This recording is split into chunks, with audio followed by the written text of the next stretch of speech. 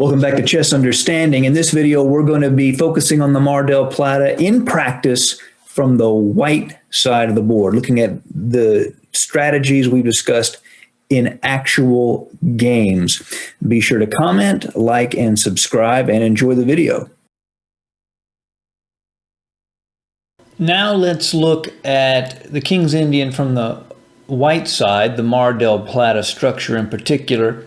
We looked at two plans in the structure video, white breaking with c5 and taking on d6, creating weaknesses on d6 and c7, and also continuing to attack on the queen side with the a pawn. So in this first game, we're going to look at a clear attack on the d6 pawn and how white handles that. We begin with our normal King's Indian moves: d4, knight f6, c4, g6, knight c3, bishop g7, e4, d6, knight f3, the classical King's Indian, castle, bishop e2, e5, castle, knight c6, d5, knight to e7, knight e1. And in this particular game, we're looking at some of white's ideas. We've looked at some of these ideas already in earlier videos. This knight at e1 wants to come to d3 to control this c5 square. Knight e8. On d7, the knight moves out of the way of the f5 pawn, but on e8, the knight leaves open this diagonal for the light square bishop. So it's a matter of taste which you prefer to play. Knight d3, f5, bishop d2, knight f6. Taking on e4 was an option. Black decides to play the most aggressive option, to after f3 to play that pawn to f4 and play for the pawn break at g4. Black does exactly that, getting ready for a strong kingside attack. White plays c5, the first major plan we were looking at for white. This idea of playing c5 and taking on d6, and then later, perhaps with this knight moving to b5, trying to exploit these two squares. g5, continuing the attack on the king side, taking on d6 as planned. Now the most sensitive square in black's position is c7. Black would love to be able to, and white would love to be able to get in on c7 and really penetrate into black's position. Knight f2, as we've seen before, offering extra control over g4 and e4. Also guarding against any queen moves, like queen to b6, which would indirectly attack the king. Black continues the attack with h5, h3, rook f7, the maneuver we've become familiar with. The knight at e7 going to g6, the rook f7, and the bishop will come back to f8. That's sort of the formation black wants to set up. Queen c2, knight g6, rook f to c1. Now, white really is threatening b5 and to come in to this c7 square, threaten all of these things, threaten d6, threaten penetration on c7, threaten even capturing on this square, potentially. So black plays a6 to keep this knight out of the b5 square. a4, white saying, well, I can't get this square anymore, but one thing I can do is take advantage of this square by advancing the pawn to a5. Bishop f8, the maneuver we've already seen. a5, establishing a grip on this b6 square. Black breaks on the king side with g4. Take, take, take. b5, wanting to keep white from achieving a knight on b6. White takes en passant, queen to b6, knight a4, queen a7, bishop to a5, competing again over these key squares. B8, G5. Now this move in the original book that I got this game from, written by Gligerich, gave this move an exclamation point, but modern computers see it as a mistake. The right response for black would be to play knight to G4, but in the game, knight to H7 was played.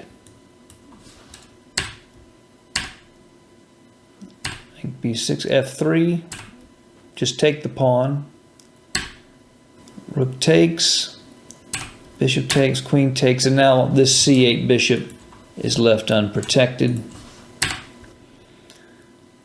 And white has a pretty nice material advantage.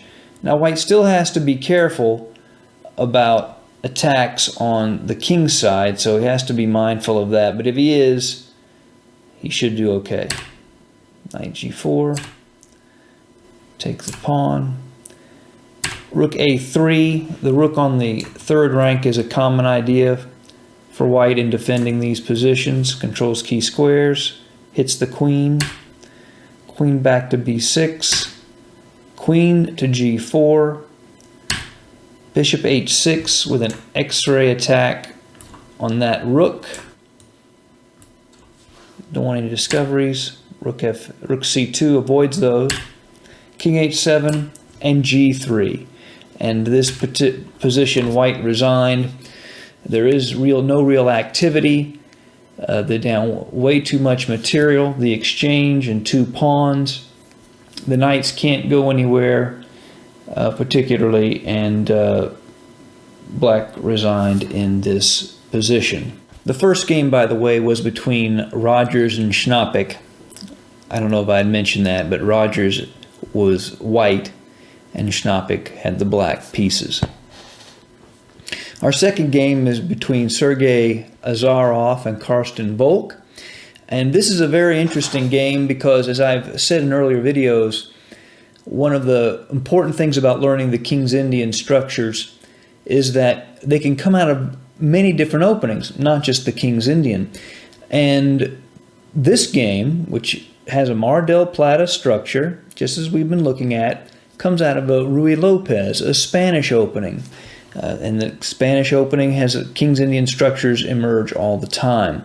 So E4, not a D-pawn opening, but E4, E5, knight F3, knight C6, bishop to B5. This is the official start of the Ruy Lopez or Spanish opening. White is trying to apply pressure to black's center, and this opening leads to very complex positions. It's one of the richest and best openings in chess, precisely because the center can morph into any number of different structures, and many of those structures come from the King's Indian. Knight F6, the Berlin defense. D3, a move that has become more popular as people have had trouble winning against the traditional Berlin main line. D6, castles. Bishop to D7. Rook E1, strengthening that E pawn, and we'll see what white's idea is here in a second. G6, D4. Okay. Now white has moved that pawn twice, but he's saying, well, black is playing a little bit slow himself, going to try to find Keto here, and what I can do if black doesn't take on this D4 square is I can advance this pawn to D5. Then when this knight moves, I can trade off light squared bishops.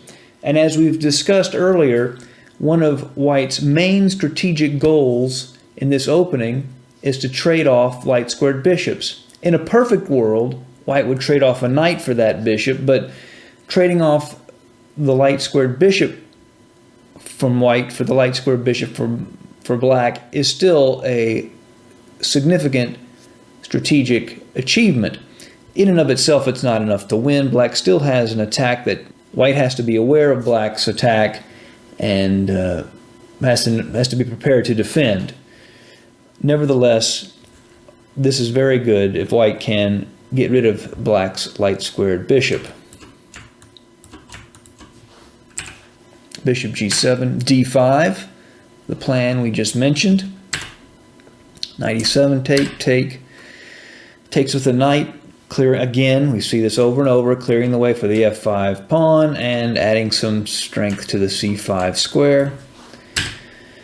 White plays bishop e3, attacking down this line, controlling the c5 square.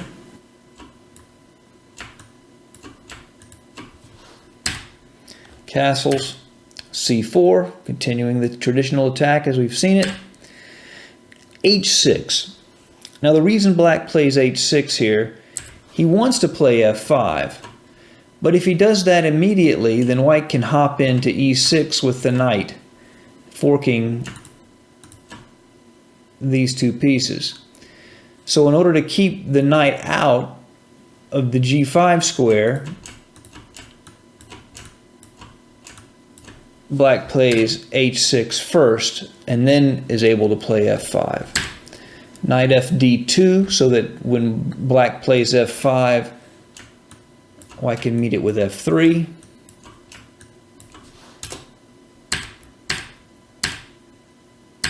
Okay, so we have our aggressive setup, the one we've seen with the potential breaks at g4 and c5. We see these patterns over and over and over again in this structure.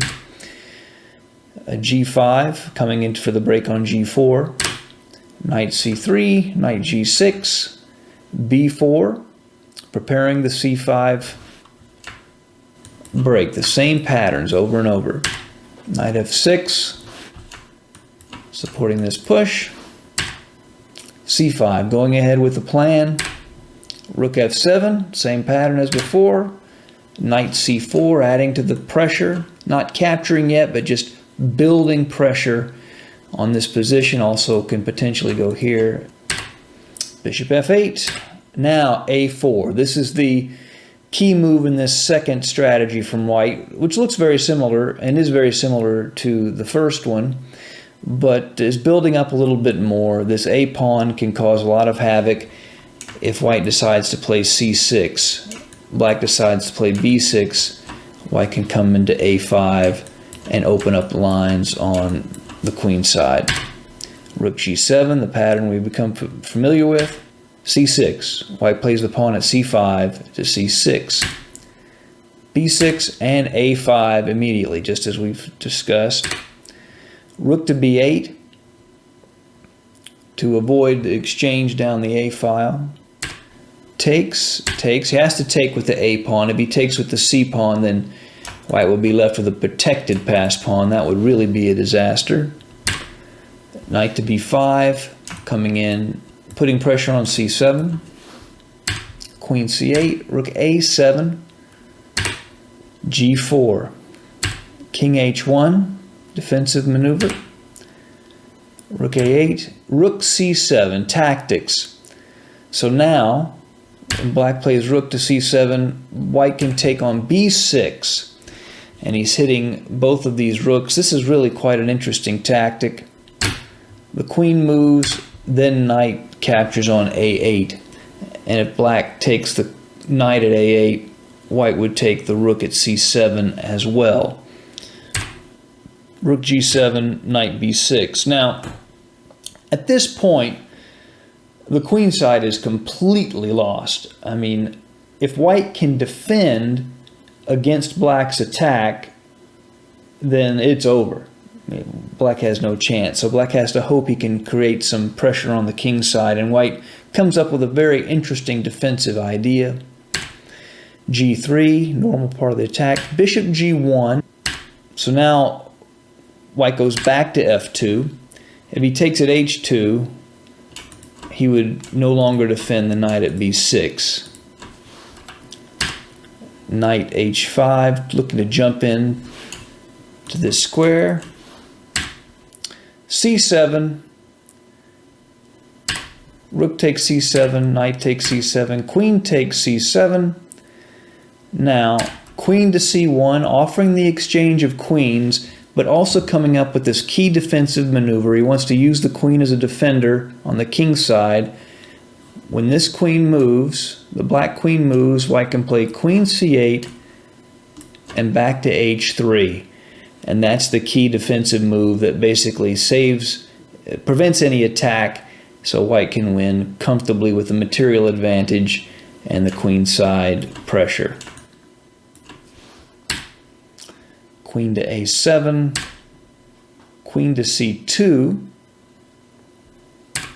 knight to g3, king h2, queen to e7, where he wants to come in here, and then of course if the black king goes here, then it would be mate on h1.